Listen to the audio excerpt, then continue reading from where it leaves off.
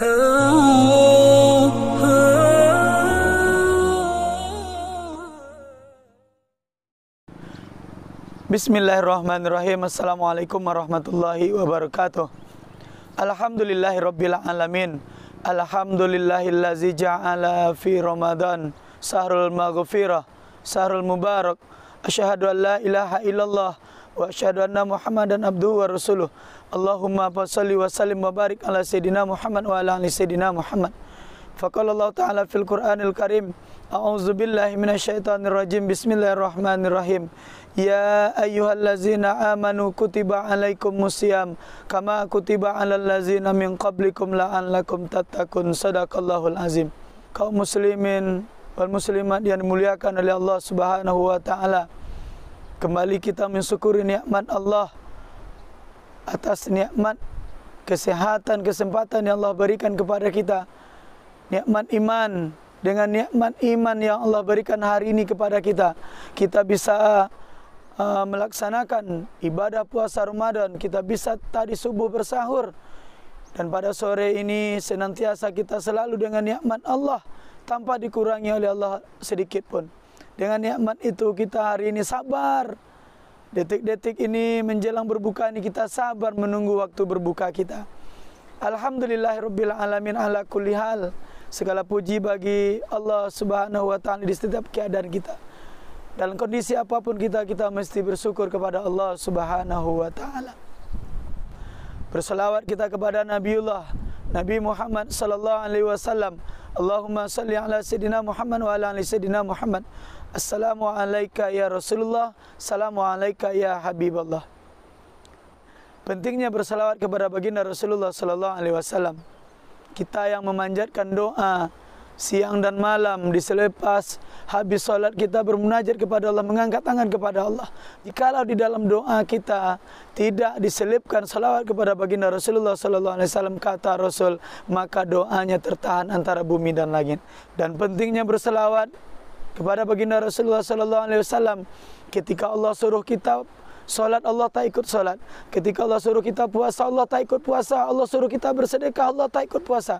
Tapi saking pentingnya berselawat, ketika Allah perintahkan kita berselawat, Allah dan para malaikatnya berselawat.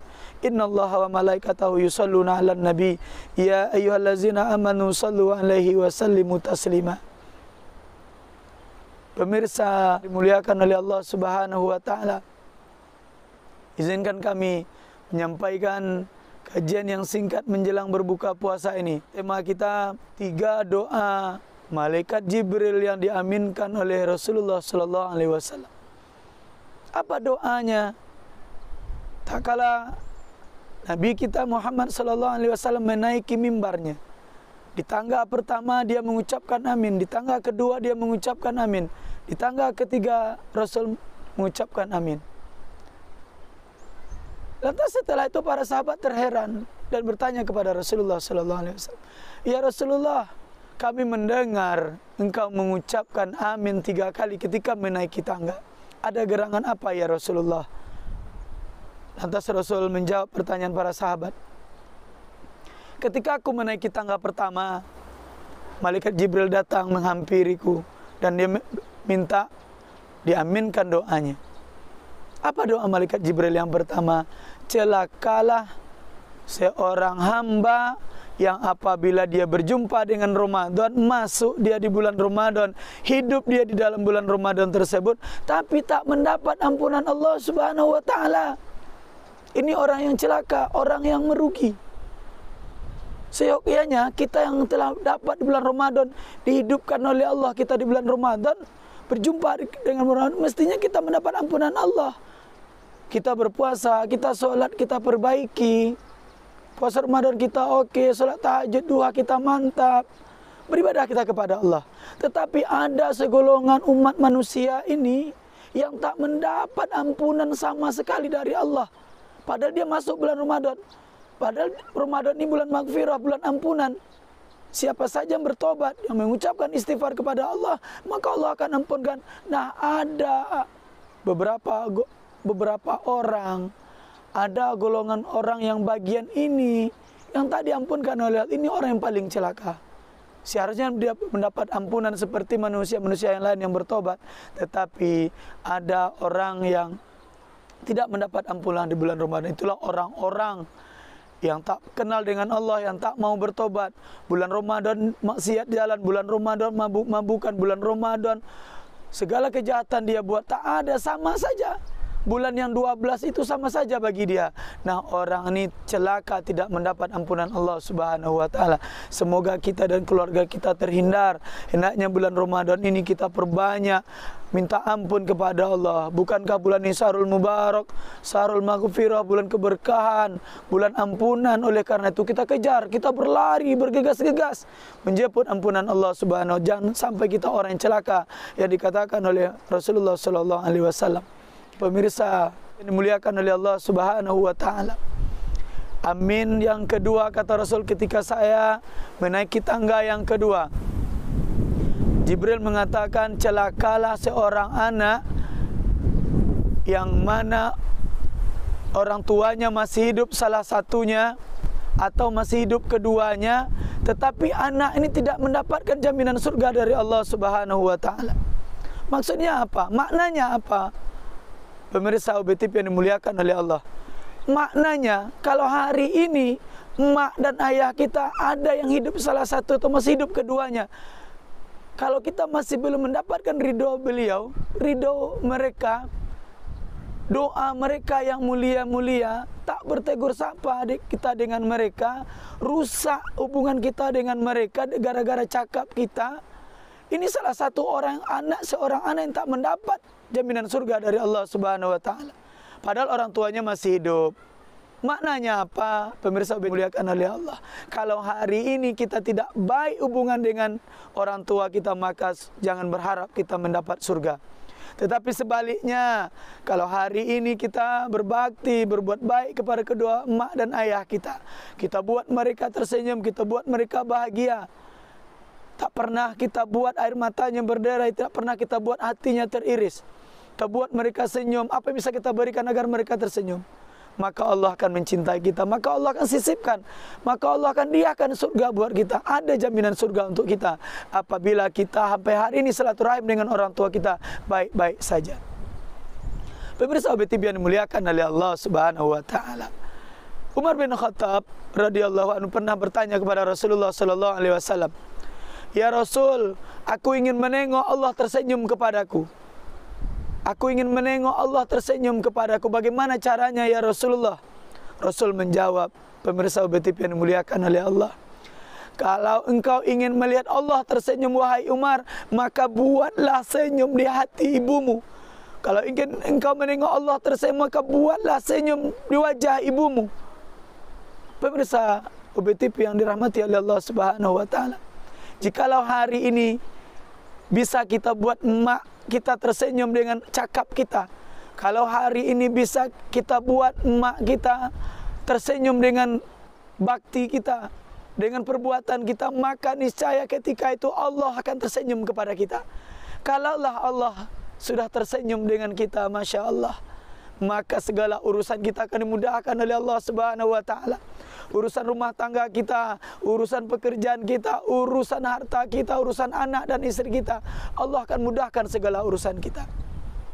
Buat ibu kita tersenyum. Pemirsa muliakan oleh Allah yang insyaallah masih sabar menonton dan menunggu waktu berbuka pada sore yang berkah ini. Kapan terakhir kita buat emak kita tersenyum? Kapan terakhir kita buat umi kita tersenyum? Kapan terakhir kita buat bunda kita, mama kita tersenyum?